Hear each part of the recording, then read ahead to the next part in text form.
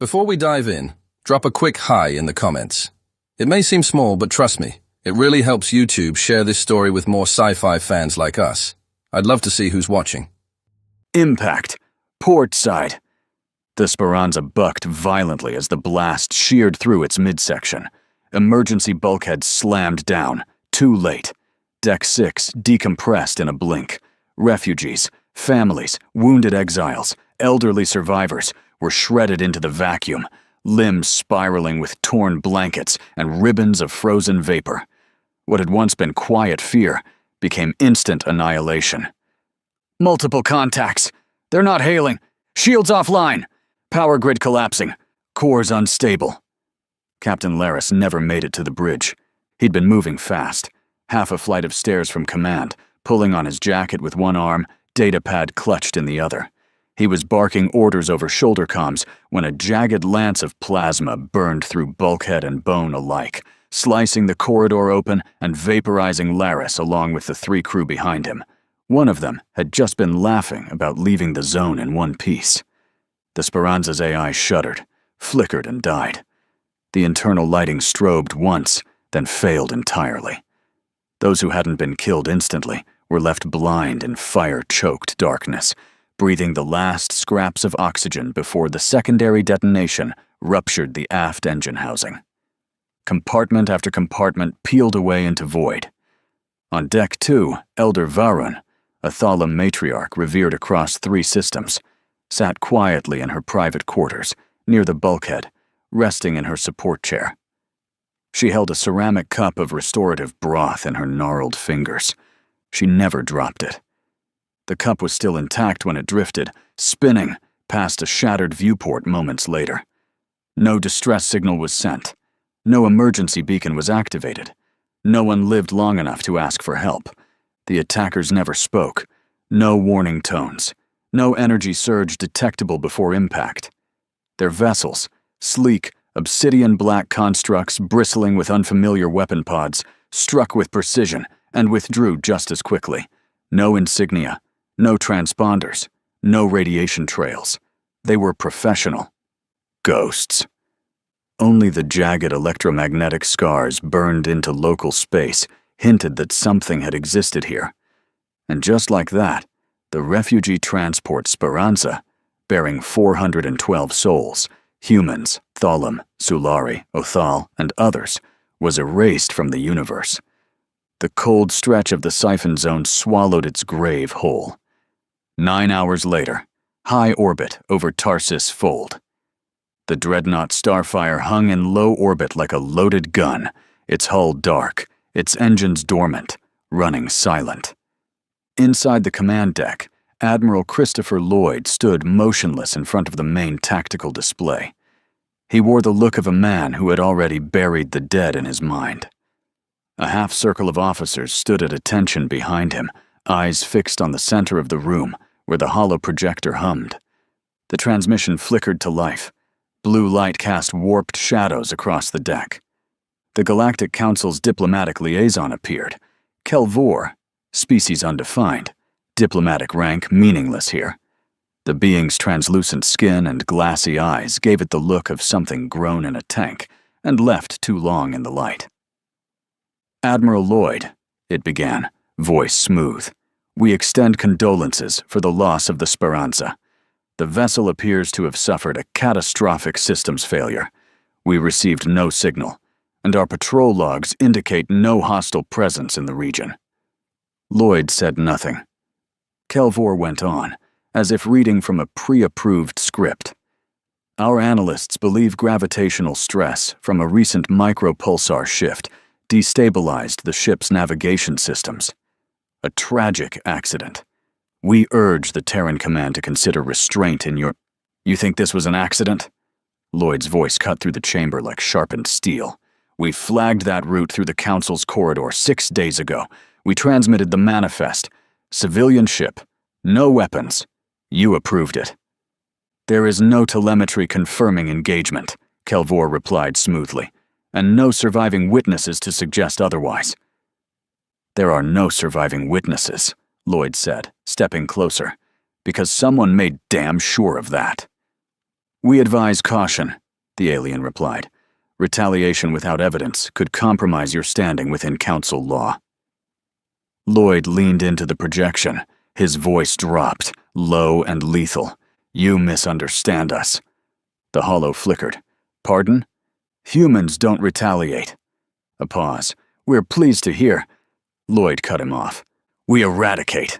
And he ended the transmission with a single motion. He stood there for a moment, breathing slow, measuring his own heartbeat like a metronome of war. The room remained silent. Then he turned. Get me John. Commander Elric stepped forward from the side. Black channel? Lloyd nodded once. Now.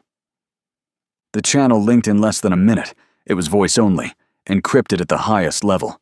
A rough voice answered. Admiral. Speranza is gone, Lloyd said. 412 dead. No signal. No debris. Precision kill. Civilian ship. Under council protection. Cause? Unknown attackers. Unmarked. Ghost ships. Cut it apart and vanished. Council's playing dumb. They always do. You'll have full investigative access.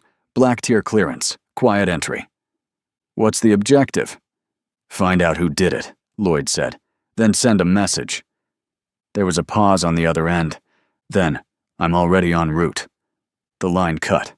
On the bridge, the tension cracked. Lieutenant Merrick, one of the newer officers, cleared his throat. Sir, permission to speak freely? Lloyd didn't turn. You get one. Merrick hesitated. No signal, no footage, just shredded telemetry from a deep-range drone. There's a chance it was a systems fault. Radiation pocket. Mechanical collapse. It wasn't, Lloyd said flatly.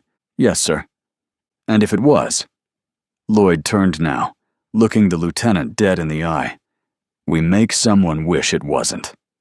4 hours later, Hangar 3A, Starfire. An unmarked courier ship drifted in from deep space. No insignia, no ID code. Running cold. The hangar sealed behind it, no ceremony, no honor guard. One man stepped off the boarding ramp. Tall, scarred, wearing an old Marine jacket with no unit patches and carrying no visible gear. He didn't speak. He didn't salute. He walked past the dock crew without a word and disappeared into the interior corridors. John had arrived. And now someone was going to start answering for the dead. The debrief chamber smelled like scorched steel and old war. No AI, no analysts. Just two men alone beneath recessed lighting, the door sealed behind them. On the table between them, a locked black-gray data terminal hummed quietly. Lloyd didn't speak at first.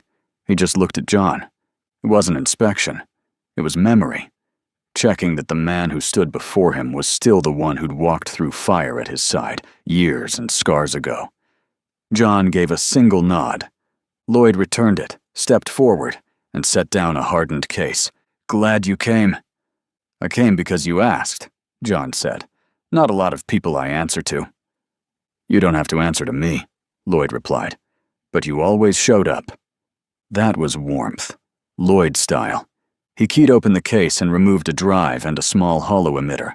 Speranza's last dock telemetry. This copy wasn't touched by the council. It was archived by mistake, but synced to the local node before it got wiped. Some of it's raw, off manifest entries. He placed it in front of John. No survivors, no signal. You know that already.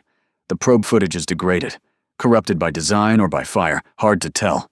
But we're missing something. This wasn't chaos. It was execution. John glanced at the drive. And you want me to find the conductor? Lloyd allowed the corner of his mouth to tighten, his version of a smile. I want you to find whoever lit the match. And when you do, I'll bury it. Not yet, Lloyd said, voice quieter.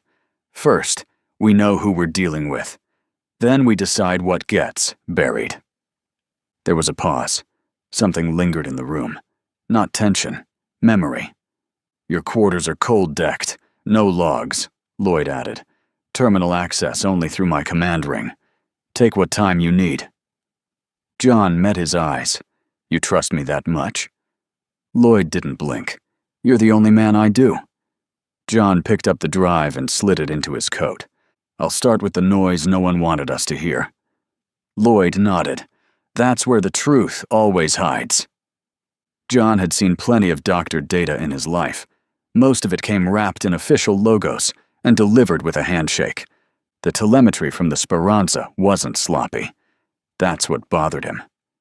He sat alone in a dimmed observation deck, high on the Starfire's mid-spine, the room converted into a makeshift analysis node. One terminal, cold coffee, and silence. The security feeds, sensor packages, and drone footage had all been filtered twice before it got to him. But buried under redundancy and council-approved cleanup routines, something had survived. Frame 221. A pulse. He froze it there. A static flicker too sharp to be cosmic background, too short to be random distortion. An emission. Deliberate. It repeated across both the corrupted drone logs and the ship's last comm sequence. Someone had tagged the Speranza with something built to vanish. He backtracked into the departure data from the ship's last safe docking. Civilian manifests, mostly human. Thalum, Sulari, Othal. He scanned for inconsistencies and found a redacted entry listed only as Private Contact Link, Secured Origin. Standard encryption. Red flag. 2 jumps deeper, inside Starfire's local archive backups, he found the original signal's bounce, a comm trace from the Thalum homeworld, time-stamped 7 minutes before the Speranza was destroyed. Origin ID. Telthis Varun. Not a passenger. Not even a listed witness. A child. John shut down the terminal. Time to stop watching and start moving. Thessa Prime was the Thalum homeworld, their first world beyond Origin, and still the cultural heart of their civilization. Though the Council classified it as neutral and non-militarized, to the Thalum it was neither passive nor withdrawn. The Varun family lived here, as they always had, not in retreat from the galaxy, but at its quiet center. It was there, in the sun-dappled open plaza of a skyborn shrine, that a public memorial was being held. Not by the Council, but by Thalum mourning rites. The event was both remembrance and aid drive, meant to raise resources for the surviving kin of the Speranza's victims. John attended in plain clothes, no insignia, no coat, just boots, datapad, and silence. He stayed on the edges of the gathering, among wind chimes and low ritual hums, watching cloaked mourners pass between flickering votive towers etched with the names of the dead. Without being asked, he submitted an encrypted donation, 3 crates of Terran cold cycle medical packs, and 1 untraceable cred chip, all under a false name. He didn't do it to be seen. Which is why someone noticed.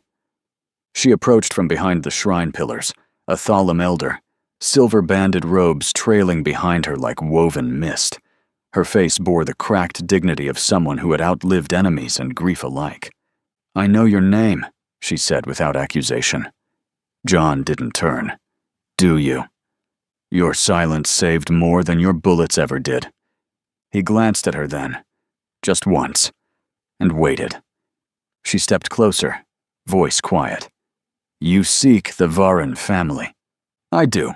The child has seen what no child should. He blames himself, so the family protects him with silence."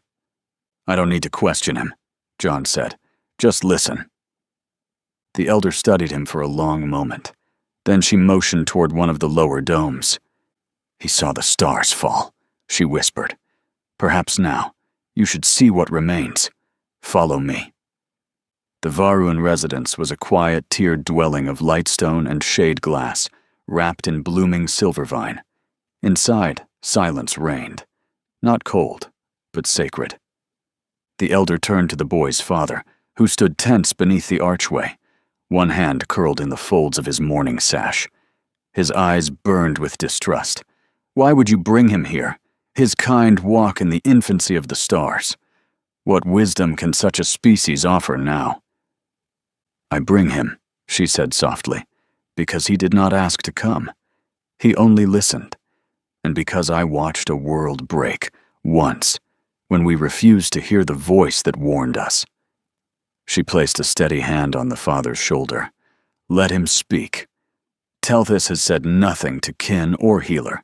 If this man opens that silence, we owe it to her memory to listen.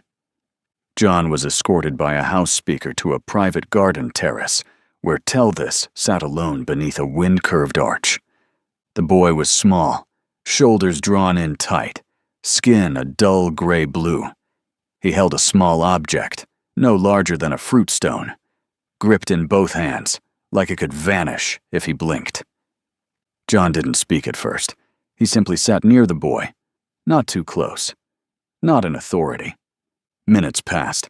You knew her? Telthus finally asked, voice dry and flat. No, John said gently. But I knew her work.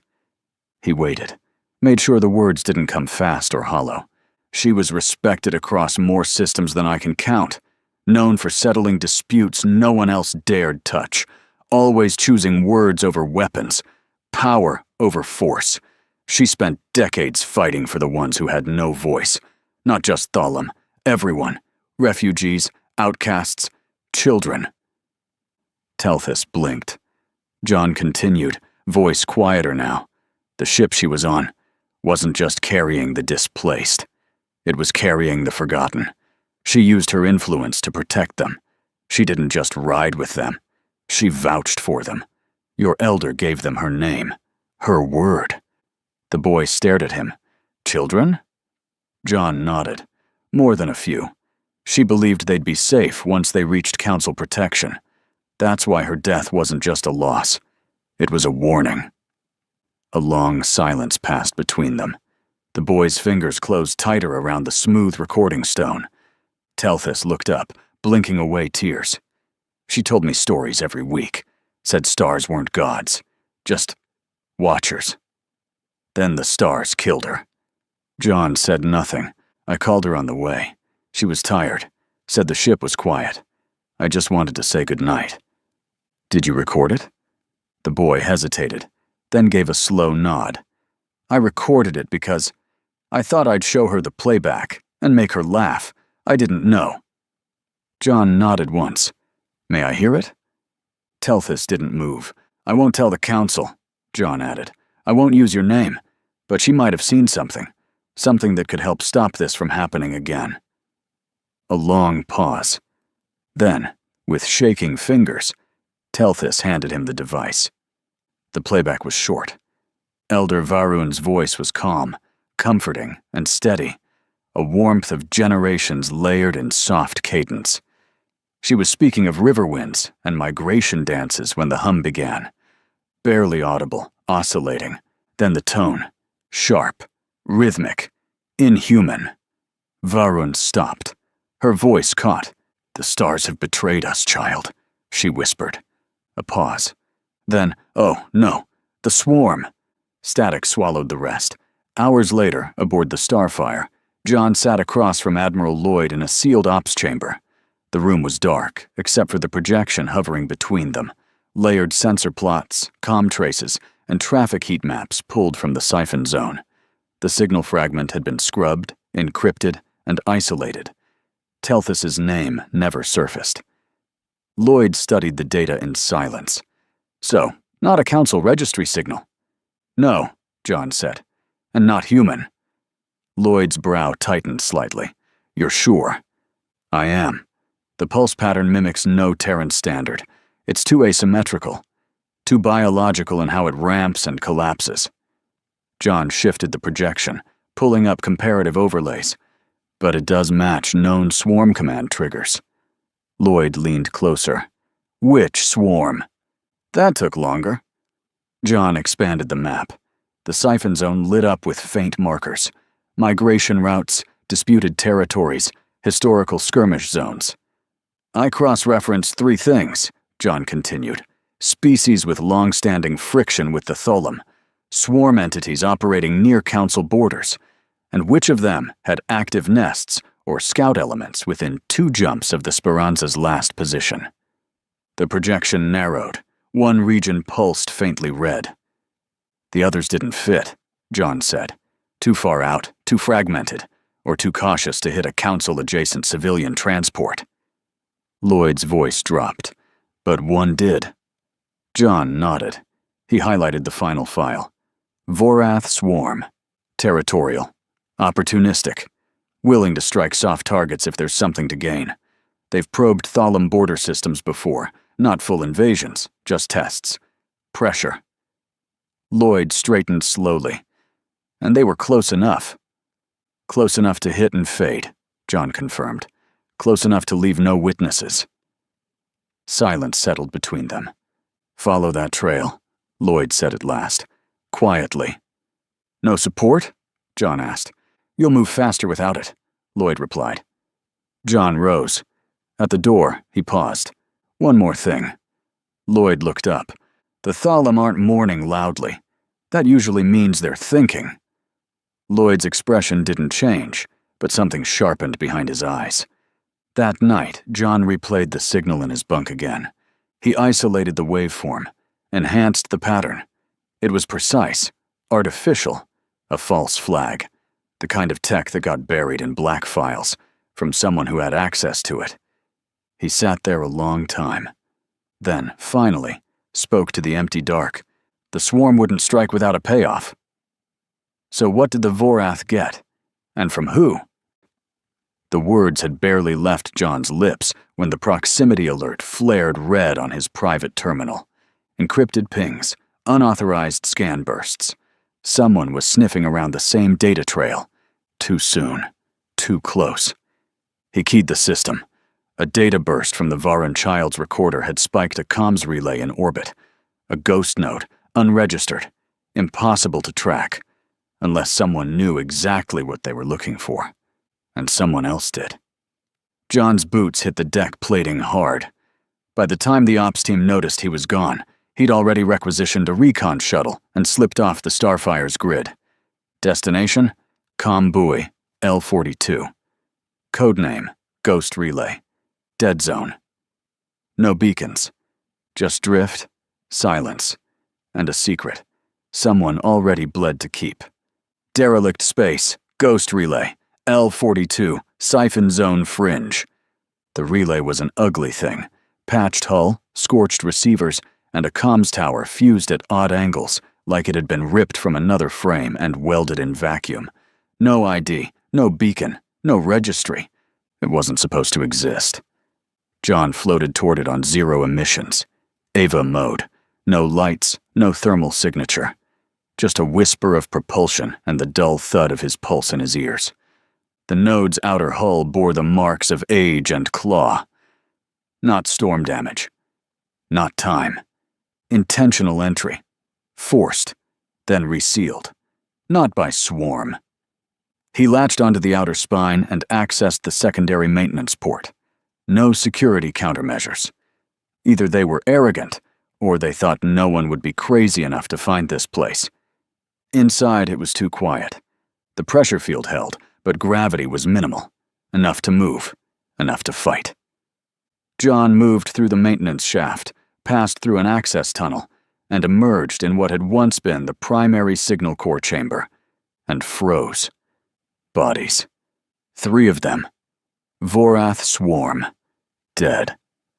One had its thorax burned through. Clean, chemical incision, cauterized instantly. Another had its legs curled beneath it, like it had dropped from the ceiling and never got up again.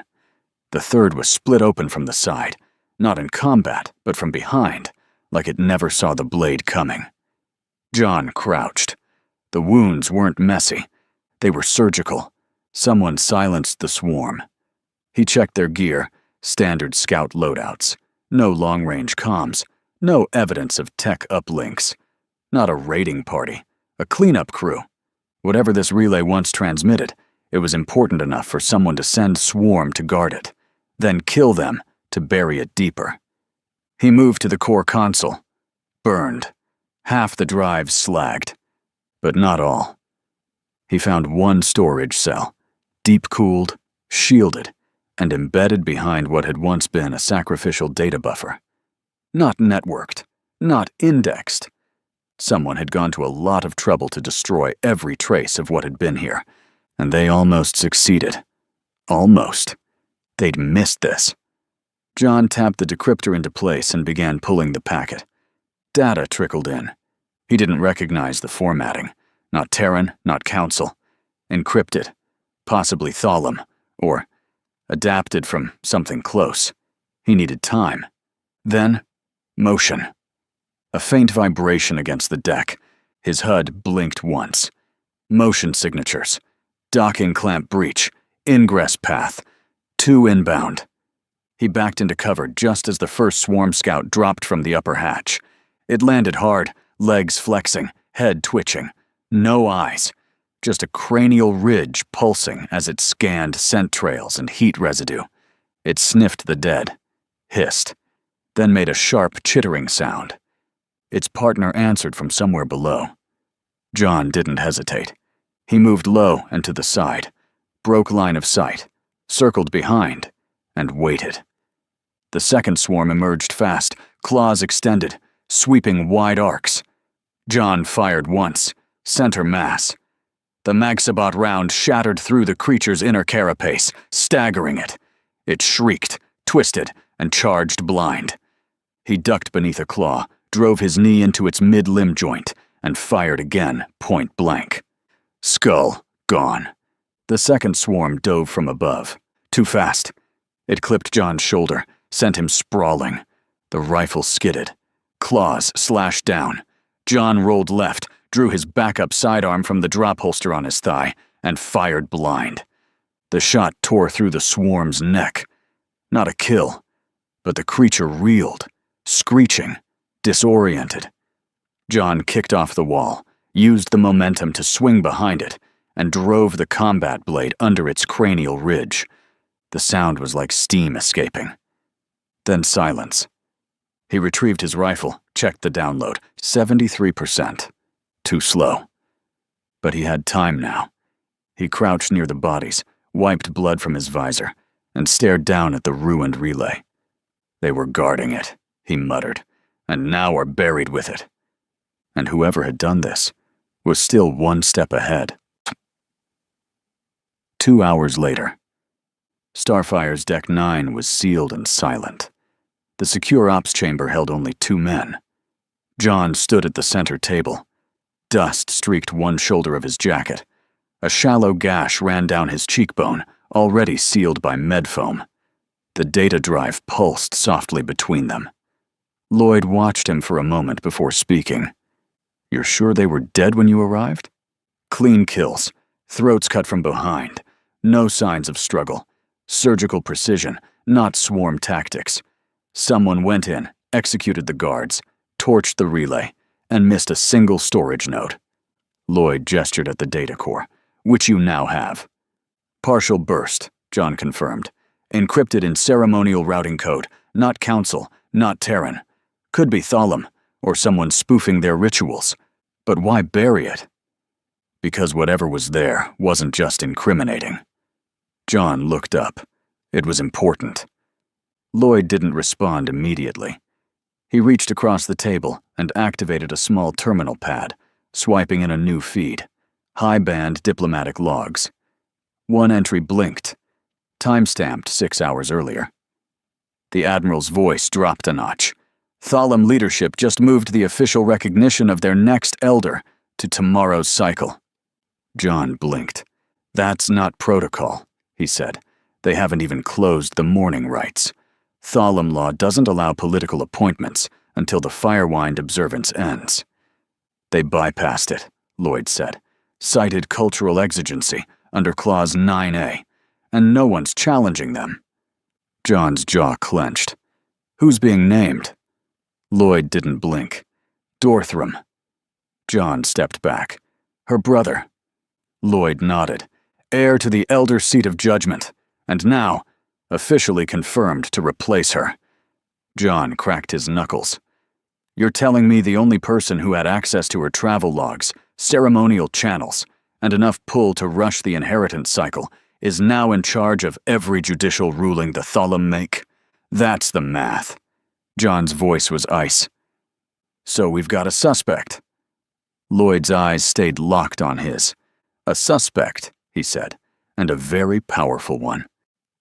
Thalum Prime, Fortress of the Flame Court, Sublevel Directive Chamber. The chamber pulsed faintly with static blue light, a domed vault of mineral glass and scorched basalt. It held no symbols, no seats, no sanctity, just shadows and control. Dorthram stood at its center, hands clasped behind his back. He wore no ceremonial robes, only the layered black wrap of a private functionary, sleeves folded high to reveal the clan marks inked into his skin, once muted in deference to his sister, now unhidden. A slender Thalum male bowed before him, one hand pressed to his solar crest. The relay site was neutralized, the aide said. Biomass sweep complete. No retrievable evidence remains. Dorthram didn't turn. And the human? Gone before the counter team arrived. But we confirmed identity. It was the operative who spoke to Telthus. At last, Dorthram looked over his shoulder. The one that called himself John? Yes, High Elder. Silence hummed between them like the subchamber's low power line. Humans, Dorthram said softly, should never have been granted a seat in the council. They adapt too quickly, learn too much, ask the wrong questions. Do we initiate correction? Dorthram shook his head once. No, a second move that soon invites attention. Let him dig. Let him bring what he's found. The Thalum do not fear accusation, only delay. He turned fully now, stepping forward. The command panel at his side rippled under his palm print. Prepare the chamber. It's time. 1 hour later, the Ascension Hall, High Court of Judicators. The chamber was older than memory, carved into the mountain's root, and lit only by veined stones of pulsing green. Its air was heavy with incense, and the silence of generations hung over the platform like fog. High Elder Dorthram knelt at the central dais. Behind him, 13 counselor priests formed the circle of witness. None spoke. Their faces were hidden behind the obsidian masks of protocol. No alien delegations were present. None had been summoned. In mourning, Dorthram had said. A lie. Convenient. Unquestioned. He had rewritten the rite itself, removed the final prayer, shortened the span of observance, recast the seat of judgment not as a burden to be inherited, but a mantle to be seized. And so he seized it. The seal was broken with burning wax. The scroll read aloud. His name echoed in 12 languages, each layered upon the next. And when the 13th priest declared the rite concluded, Dorthram rose, already wearing the crest of the Elder. The chamber did not cheer. The Thalum never did. But the vibration that followed was unmistakable. Acknowledgement. Final. Absolute. Dorthram bowed once, then turned to descend. Moments later, private lift to the upper spire. His aide stood waiting inside. It is done, the younger Thalum said. Dorthram gave a single nod. Issue my first decree, Dorthram said. The bloodline of Varuan shall be stripped of caste status, effective immediately. The aide hesitated. All of them? All of them. Even the child? Dorthram's voice cooled like frost across stone. Especially the child. The aide bowed. Where shall they be sent? The Outlands, west of the Spine Crater. They may keep the old fortress there. Let them rot in silence. They will have retainers, supplies. No cause for martyrdom. Understood. Dorthram turned his gaze to the horizon as the lift reached the outer balcony. Ash winds curled in the distance. Stars broke slowly across the sky. Cold. Watching. Silent. He stood still for a moment, then turned, calm and precise. Contact the Galactic Council, he said. Inform them the Varuan family has departed on a private vessel for mourning rites, in one of our sacred zones. We have, unfortunately, lost contact with the ship. The aide blinked, confused. Shall I initiate search protocols? No. We received intel from a border listening post, unconfirmed, of course, that a Terran vessel may have intercepted them. A pause. Imply what needs to be implied. Strongly. High Elder? Dorthram turned fully now, stepping into the control alcove, his shadow cutting sharp lines through the lift's faint light. No one will search for them in exile, he said coldly. And now, the humans will be blamed. He looked to the stars, distant, uncaring. And if the Council fails to act, then we will.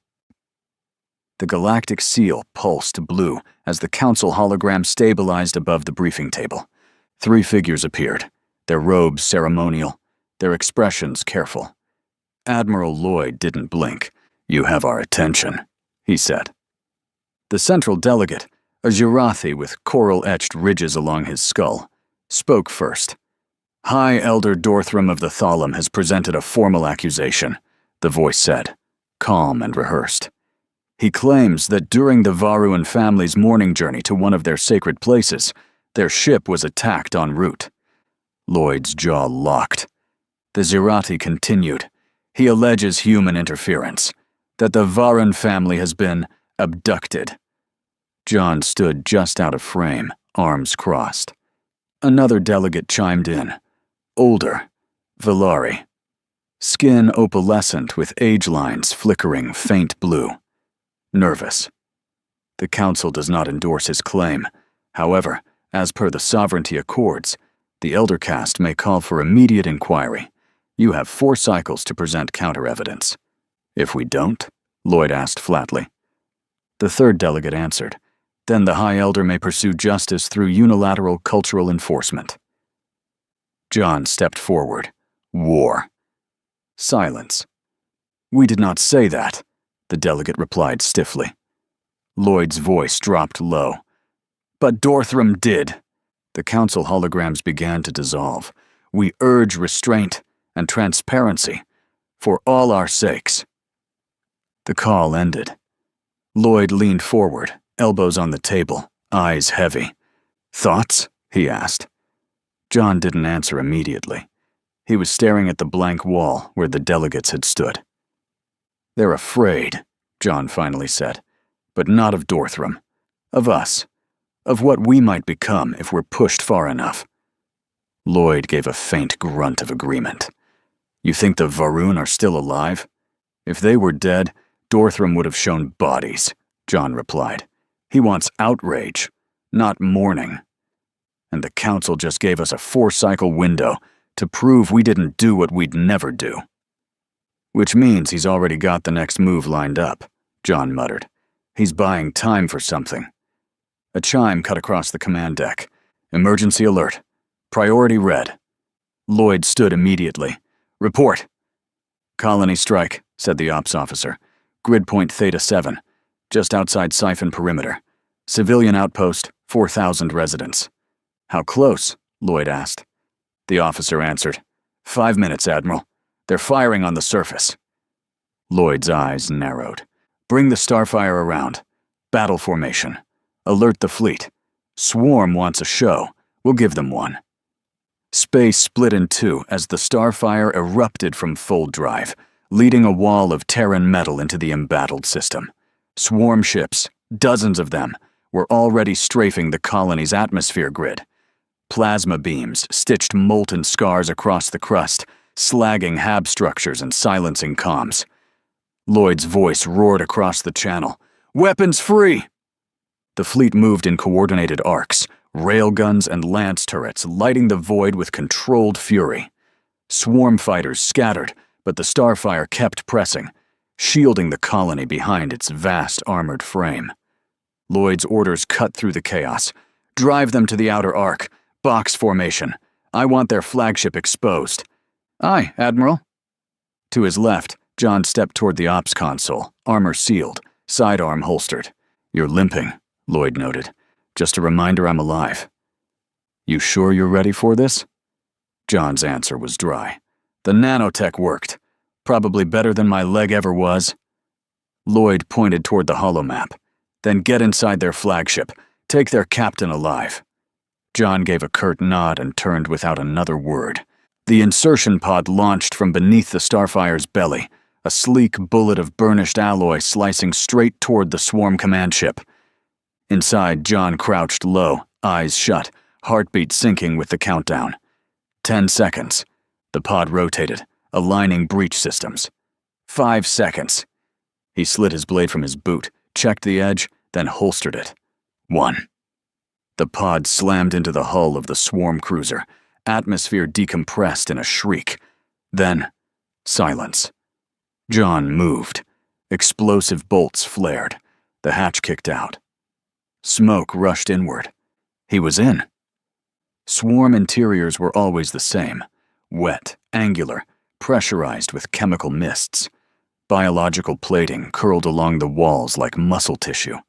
John moved low and fast, rifle up, clearing corners with predator calm. A shadow lunged. He fired once. The swarm scout dropped. Its thorax split in two. Another came, a screecher. Fast. He rolled sideways, caught its wrist, pivoted, and buried his knife through its sensory crest. It twitched violently, then stopped. The central chamber was ahead. He kicked through the inner bioseal and entered a pulsing dome lit by amber nerve lights. Inside stood the swarm captain, taller than the others, more armor, segmented jaws clicking. It turned, spoke. Not in words, but resonance, a subharmonic meant to frighten prey. John fired at its knees. The creature collapsed with a howl. John advanced and slammed the butt of his rifle into its side, cracking carapace. "You're going to explain everything," he growled. The swarm hissed. "You'll speak," John said coldly, "or I'll start pulling pieces." He dragged the captain out as fire bloomed across the flagship. The det charges he'd set earlier cooked off in sequence. 1, 2, 3, collapsing the ship from the inside. By the time the Starfire's tractor beam locked on, the swarm captain was bound, sedated, and already missing 3 digits. The battle was over. The colony would recover. The swarm were ash and wreckage. John stepped off the shuttle deck and dropped the bloodied datapad onto the tactical table in front of Lloyd. "Got what we needed," he said. Lloyd raised a brow. "Interrogated him already?" "Not yet. Found this on him. Sealed file. High encryption." Lloyd tapped it open. The header line was enough to make his eyes narrow. "Transaction record. Vorath Ops Unit. Thalum code keys attached." He looked up at John. "They're not just framing us," Lloyd said. "They're being paid to." John's voice was quiet. "Then we find the money trail, and follow it to whoever thinks they can buy the end of the human race." Starfire. Interrogation deck. The cell smelled of solvent and static. Shields lined the walls. Kinetic dampeners, sonic suppressors, a layer of distortion tech thick enough to mask a scream.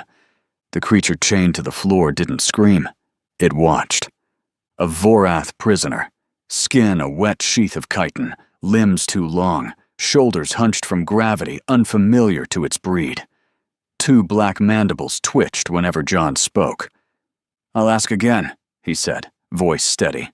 "Who ordered the strike on the Speranza?" No response. Just the low hum of filtered breath and the occasional rattle of binding clamps when the thing shifted. John leaned in. "We scrubbed your ship," he said. "Took your logs. Put the rest of your crew down fast." Still nothing. Then Lloyd's voice came from the corner, low, graveled. "Play it." John nodded. A hollow projection blinked on. It showed a snapshot of the Speranza's wreckage, silent, spinning. Then another, the ghost relay's black node marked with swarm scent trails. Then the clip, the sound file from Telthis Varan's device, the mimic pulse. Then the voice, Elder Varan's, as the swarm arrived. The Vorath twitched. A growl vibrated from its core. John muted the playback, then, quietly, "Your kill, your strike, but not your plan." A long pause, then, not in words, but through the translator spike embedded in its throat, the Vorath finally spoke. "We were paid." Lloyd's jaw tightened. John didn't blink. "By whom?" The mandibles clicked. No names, a relay channel, Thalum protocol markers. Ceremonial, encrypted, masked. Location? Planet side, not off-world, not refugee, native, high priority clearance. John stepped closer. Elder Varun was on that ship. The Vorath didn't answer. She was your target. Still nothing. John turned off the holo. Let the dark settle. Then, we have your voice, your logs, your kill pattern on file. If you talk, you get a tribunal. If not, we space you, and the record still rolls. A long pause. Then the Vorath lowered its head. It came from a Thalum priority channel, pre-ascension authority, ritual marked, gene locked. John's eyes narrowed. Name? We were not given one, the Vorath replied. Only clearance, only certainty. The sender carried blood rights and succession weight. A pause. Someone who expected to rule. Lloyd stepped forward. We have it? John nodded. Multiple recordings. Chain of custody intact. All admissible. Lloyd looked at the creature one last time. Lock it down. Deep deck. No more questions. Starfire. Tactical deck. 4. 90 minutes later. The confession data was secured, triple copied, and prepped for council submission. But John wasn't done. He moved into his quarters, sealed the door, and opened his deep channel lines. Encrypted net splices only used when the galaxy was bleeding. 3 pings. 2 dead links. The third, alive. It flickered into life, a shadowed silhouette, voice scrambled. What you're chasing is real, the contact said. But louder than you think. I need proof Varun's family never left the homeworld. That's easy. They didn't. Where? Eastern Wastes, Old Fortress, ritual detainment. It's exile in everything but name. Why? John asked. The figure broke up for a second, static crawling across the feed. Because High Elder Dorthram feared what they might learn, the contact said, not what they already knew. The family was never told the truth. They were isolated before questions could be asked. John's shoulders tensed. So they're prisoners. In ritual terms, yes, the voice replied. Exile without explanation. Silence enforced by tradition. They are alive, but deliberately kept ignorant. He leaned in. Can you make contact? The figure paused. I could try, but it's risky. Moving now would tip his hand. John stared at the blank screen for a moment after it went dead, then moved to the bridge. Lloyd was waiting. John entered the sealed command deck, data stick in hand. Anything new from the council? He asked. We already know their answer, Lloyd said flatly. They gave us 4 cycles. No more, no less. He dropped the data stick onto the console. Lloyd picked it up, slotted it into the reader. His jaw set as the data unspooled across the screen. Beacon signatures, fleet formations, encrypted orders, Vorath fleet movements, mobilization patterns, confirmed cross-channel codes, Thalum origin. Sanctioned by their military council, John added. Not rogue, not fringe. Official. Lloyd looked up. What did it cost us? A favor from someone who now doesn't owe me anything, he said. And 2 back doors I'll never use again. Lloyd raised an eyebrow. Reliable. It came from inside their 3rd Fleet Armory. Deep file records, transit logs, beacon assignments, all tagged with Thalum military stamps, not stolen, not spoofed. Lloyd's voice dropped. They're planning war. Not just war, John said. An extermination. Total erasure. Human colonies gone. The land handed to the swarm as payment. Lloyd stood slowly. And the council? They'll hesitate. Dorthram will act. If we wait, we lose everything. The bridge lights dimmed as Starfire dropped into battle posture. Lloyd's jaw tightened. Then we don't wait, he said. We take this to the line. Lloyd didn't waste time. His evacuation orders went out before the first enemy signals were confirmed. Begin sweep of all colonies within Sector Theta 12 through 17. Lloyd commanded from the bridge of Starfire. Priority red. Families, medical transports, science units, all cleared for jump. A chorus of affirmatives lit the ops channel. Lloyd moved across the bridge with quiet precision, his eyes never leaving the tactical overlays. Red markers flared, faint but unmistakable, at the edge of the Branthis system. "Confirm those signals," he ordered. "3 Thalum warcruisers just shifted out of phase at the system edge," said the ops lieutenant. "Vorath swarm signatures trailing in tight formation. Not cloaked, not stealth." "Then they want us to see them," Lloyd muttered. "Colonial defense grid on Branthis 4 is pinging early warning," another officer added. "No ground-based artillery, just standard shielding." "They're making a statement," Lloyd said. "Hit where we're weakest. Force us to break ranks." He turned, voice rising to command tone. "Sound fleet-wide alert. Form battle line. We intercept them at Branthis 4, before they get a single shot off." Branthis at 4. Orbit. 46 minutes later. The stars above Branthis 4 shimmered with a false calm. Below them, the colony cities, newly established and barely held together by sweat, engineering, and a fierce Terran will, pulsed with nervous life. Civilians had already begun descent into the subterranean shelters. Then the silence shattered. The swarm dropped first, black tendrils of sleek bioships peeling off in dozens. Their spiral approach blurred light and bent gravity. Behind them, the Thalum vessels followed in predatory calm. 3 hammerhead-shaped war cruisers, drifting like vultures, observing. And then the Terrans arrived. Starfire broke FTL with a thunder crack, its hull trailing blue-white energy like a god's blade unsheathed. Flanking it came Black Dawn, Midnight Storm, and 17 escort-class warships. On the bridge, Lloyd stood at full height. "All ships, target the lead swarm cluster. Priority on shielding nodes and engine cores. Don't let them reach the atmosphere." A storm erupted in orbit. Railguns roared, kinetic shells slamming into carapace-hulled swarm ships. Lance beams tore spinning holes through segmented armor. Fighters screamed through the void, darting between flak bursts and spike mines. Below, Branthis 4 shook as fire rained in the sky, but none of it touched the ground. "Commander," Lloyd called, turning to ops. "Signal John." He didn't have to say more.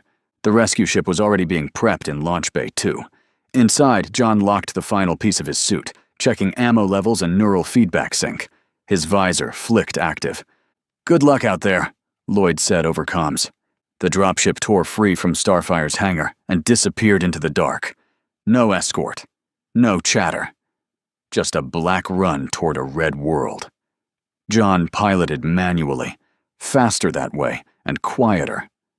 The Thalum homeworld rose ahead, ringed in icy cloud bands, sun-blasted on one side, storm-shrouded on the other. The compound was in the polar canyons, remote, fortified, buried under centuries-old ice. Officially, a mourning retreat. In truth, a prison. John landed 3 clicks out, beneath a jagged ridge that masked his heat signature. He moved fast. Blade and rifle. The guards were elite, but not ready. Most of them didn't have time to scream. At the gate, he planted a thermite charge and melted through the lock. The structure moaned as pressure shifted. Red warning glyphs lit the corridor.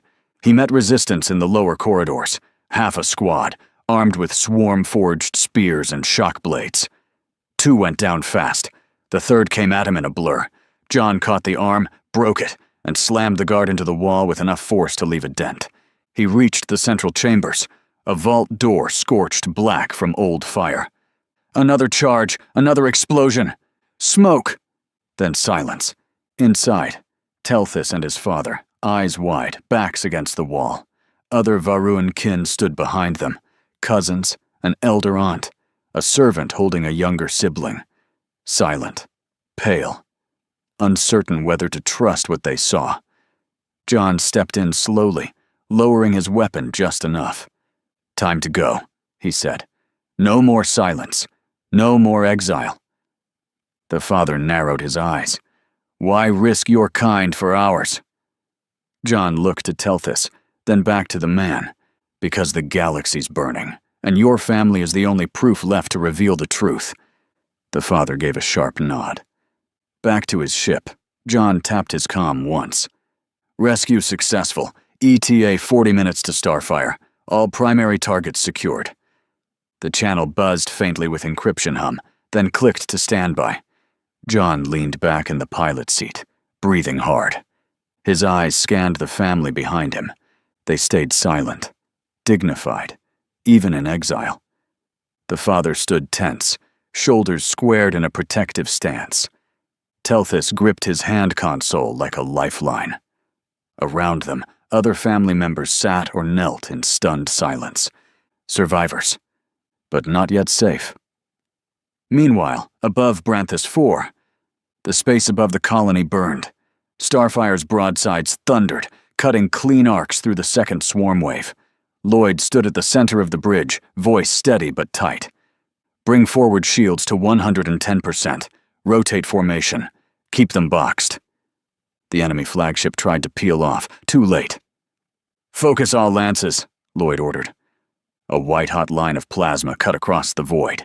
The swarm vessel cracked, vented, and detonated in a slow implosion of blue chitin and internal gas. Enemy flagship destroyed, the ops officer confirmed.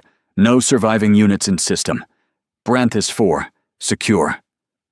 Lloyd nodded once, face unreadable. Then the comms officer turned. Sir, transmission just came in. A shuttle just docked. John's back. He has the Varan family. Lloyd exhaled, shoulders easing, just slightly. Escort them to medical. No press, no files. Lock down the bay. Yes, Admiral.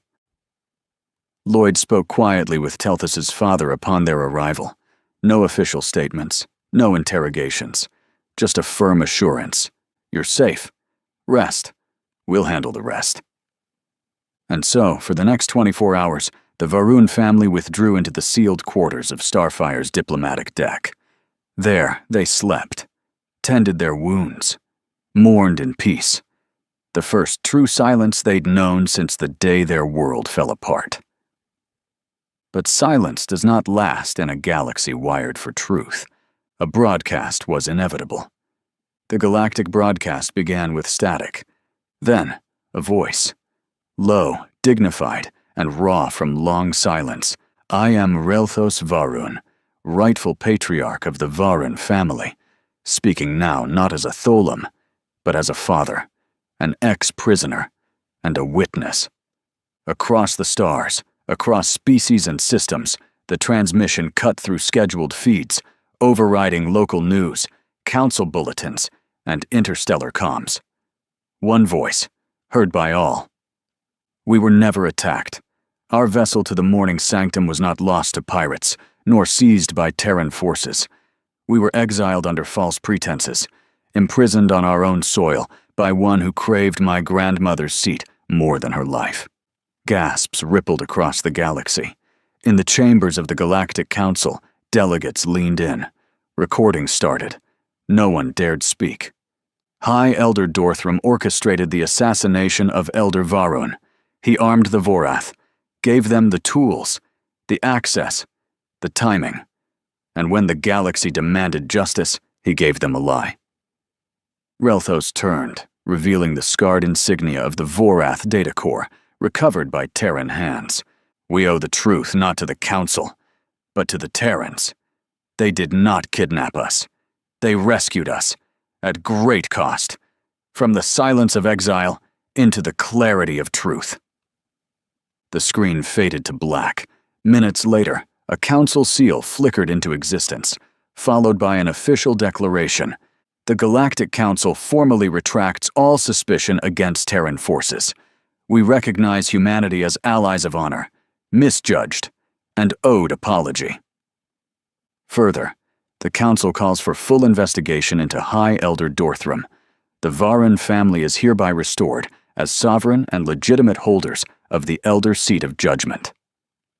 On the Thalam homeworld, change had already begun. Upon hearing the broadcast, Dorthram attempted to flee. His personal carrier launched from a hidden hangar, cloaked, silent, and bound for the fringe systems. But justice moved faster. The Loyalist Guard, led by remaining Elder Clan members still faithful to the old ways, intercepted the vessel in orbit. The pursuit was brief. The arrest, silent. No trial was needed. His betrayal was documented. His sentence, undisputed. Death. He was executed shortly after the Varun family returned, a week later. A soft chime echoed across Starfire's command deck. A holocall was incoming, not from the Galactic Council, but marked with the seal of the Varun family. It opened on the figure of Relthos Varun, newly confirmed as Elder of Judgment, dressed in full ceremonial robes. At his side stood Telthus, silent, composed, his gaze steady beneath the family crest. "Admiral Lloyd," Relthos began, his voice both formal and sincere, "on behalf of the Thalam people, I speak not as ruler, but as kin. We were nearly lost, not to war, but to lies. You brought us back. You did not hesitate, and in doing so, you preserved more than one family. You preserved a future." He paused, then held up a small object, ancient, circular, and glowing faintly blue. "This is the seal of eternal bond. No outsider has ever received it. None have ever earned it. Until now." The seal activated in a quiet shimmer of projection before Admiral Lloyd, a spinning crest with the sigils of Thalam and Terran intertwined in living light. "From this day forward," Relthos said, "your people are no longer strangers, no longer guests in our halls.